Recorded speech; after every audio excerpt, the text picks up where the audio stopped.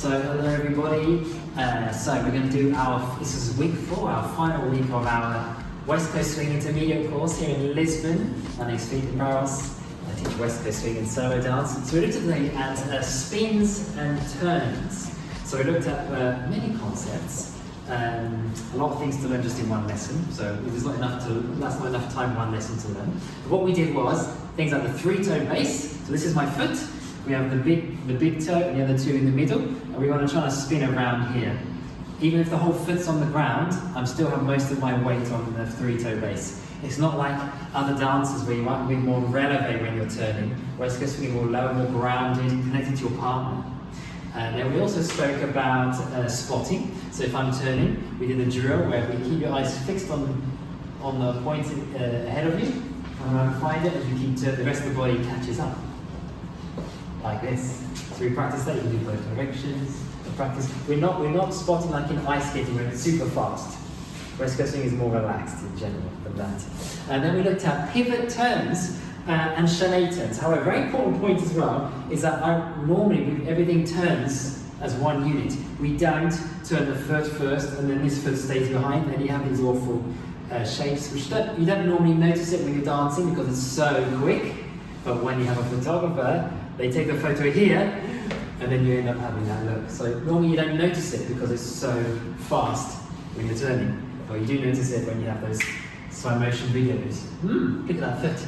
So we did the pivot turns, and we practiced this as leaders and followers. We stepped forwards, and then we were facing the side, and the side. So we were spotting the direction we're going, and then we also thought about using our arms as well.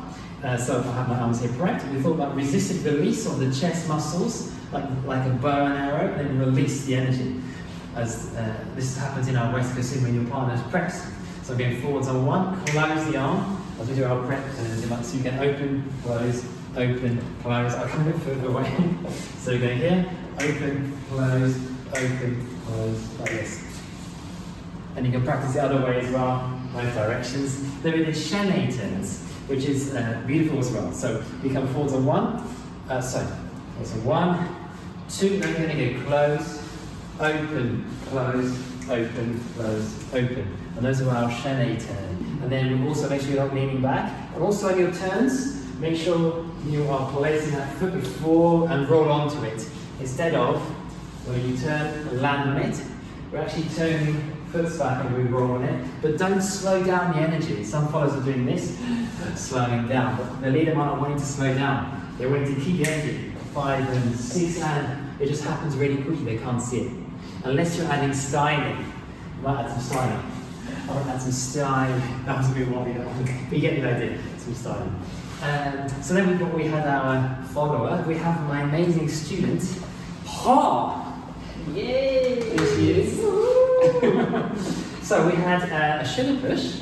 So we talked about as well checks, things like the wrist down, arms bent, screw in the front foot, and then as I say 7 and 1 and 2, the sugar push, 3 and 4, releasing the hand.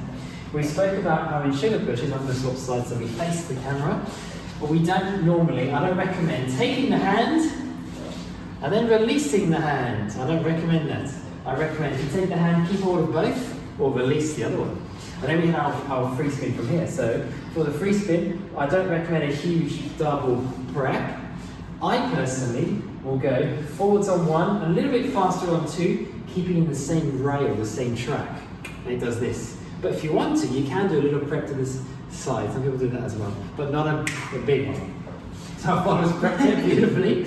And then the follower is resisted release of the chest. And we just release the energy, connection here on the forearm. I can turn my body to turn the follower, then I connect to this arm here, and then we both triple step together, 5 and 6. So I'll just show you again from this side.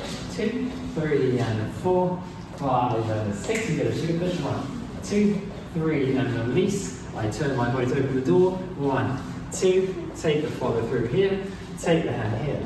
And then we did a whip with a single outside turn. So it's up 1, 2, 3 and 4, really nice and slow for 5, 6, 7 and 8. Followers, take your time coming around like on a tuck turn. You're doing a tuck turn. I hit 3 and 4, take your time coming around. Same on the whip at the end. Magnets as well follows as you're turning. Keep a little bit of magnets down towards the leading hand. And then we whip the double outside turn. For this one, we wait until roughly 6 to lead our follow-up. So we wait until 1, 2, 3, and 4, 5, and then 6. And now I like to use the energy here, and this guides it afterwards. So maybe we'll just use this one. I like using this one. Double outside turn. We hold it, and at least 4 counts before you start your next pattern. You might just melt into it with 4 counts. We may even hold it, or we might do just some movement, small movement. And now I'm going to go to our next pattern. If I do a big move and then carry on, you didn't really see it. Big move, hold it, and then move. That was much more dynamic. Spotting, yes, follows. So yes, you can spot on the leader. When you're turning, you can spot where you're going and then find the leader, or you can just spot on the leader. Some people find that easier. It looks much nicer, and you know where you are in space as well. And then all these moves you learn, you can tweak them and make them your own. So you don't have to do the sugar push, swapping hands in exactly the same way. You can change it. You can do a sugar push and drape yourself. Switch hands. And then change my angle here. And now I can do my free swing here. The follow adds in something different as well. And then I can do my whip here with a double outside turn here. But then I might add a turn here, for example. So we're changing it, making our own. Good work, everybody. And if you enjoyed this video, you're very welcome to give this a like and to subscribe. Click on the subscribe button below. And yeah, and let us know in the comments what you found most helpful.